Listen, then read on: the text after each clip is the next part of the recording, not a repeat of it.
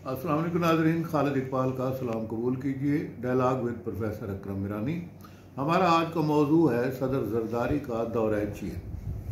ज़रा इससे पहले हम देखें कि SCO की मीटिंग में वज़ीर आज़म शहबाज शरीफ और आर्मी चीफ फील्ड मार्शल जनाब आसिम साहब और उनके वफद के लोग वहाँ गए।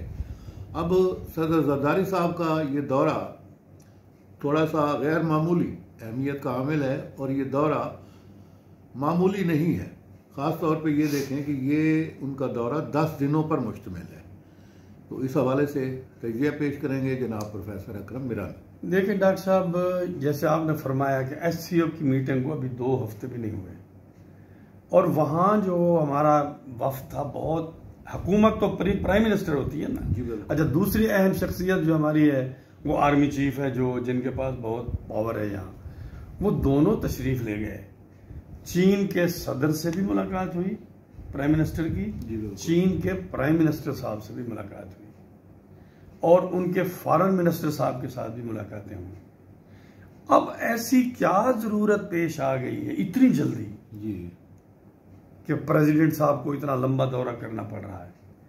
एक तो कह रहे हैं कि भाई उन्होंने कुछ सेहत के हवाले से भी शायद कुछ, लेकिन चलो फर्ज करें उनकी सेहत का हो तो 4-5 दिन उधर लगा लें, 4-5 दिन और भी लगाएंगे। तो ऐसा क्या हो गया है जो मुझे जो लगता है डॉक्टर साहब, एक तो यह है कि चीन ये देख रहा है कि पाकिस्तान अमेरिका के बहुत करीब होने की कोशिश कर रहा है।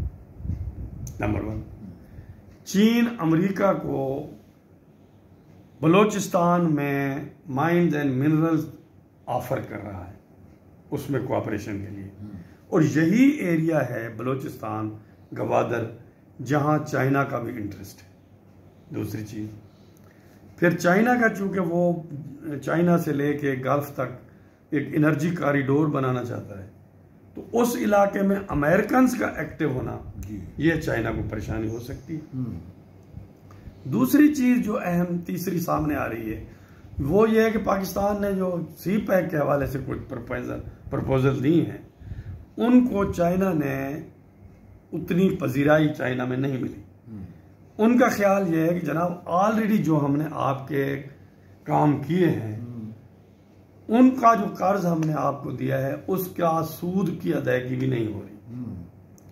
जो हमने पावर प्लांट आपको लगा के दिए थे CPEC के हवाले से, उनकी जो रिटर्न हमें मिलना था वो रेगुलरली नहीं मिल रहा। फिर ये है कि आपकी कर्जा अदा करने की जो सलाहियत है वो भी लिमिटेड है। आप अपना कर्जा बढ़ाते चले जा रहे हैं, इसलिए आप और कर्ज ना लें और हमारे लिए मुश्किल होगी, हम आपको और ज्यादा सपोर्ट नहीं कर सकेंगे, ज्यादा वसाइल हम आपको फराहम करें, क्योंकि आप अपने कैलकुलेशन यानी चादर देख के पांव फैलाएं। दूसरी शायद और चौथी चीज ये हो सकती है कि जो इंडिया पाकिस्तान क्लैश हुआ उसमें लाजमी है दोनों मुमालिक ने अपनी कैपेबिलिटीज देखी, इंडिया की क्या है, पाकिस्तान की क्या है। इंडिया वालों ने भी देखा होगा, परचेजेज और कर रहे होंगे, और पाकिस्तान ने भी असेसमेंट बनाया होगा कि उनकी कैपेसिटी क्या है, तो वो कुछ चीजें शायद परचेज करना चाह रहे होंगे चाइना से। तो शायद उन मामलात को भी डिस्कस करेंगे, अंडर डिस्कशन हों। और चाइना के लिए अब मेन कंसर्न ये है कि वो आपके साथ कोलैबोरेट तो करना चाहते हैं, लेकिन आप फाइनेंशियली पीछे हट रहे हैं, क्योंकि जो भी कोलैबोरेशन होगा उसमें पैसे चाहिए, आपके पास पैसे नहीं है, मईशत कमजोर है और कमजोर ही होती चली जा रही है मुसलसल। बिल्कुल। और फिर ये है कि अब ये सैलाब की वजह से और कमजोर हो जाएगी, इंडिया के साथ क्लैश की वजह से अखराजात बढ़ेंगे और कमजोर हो जाएगी।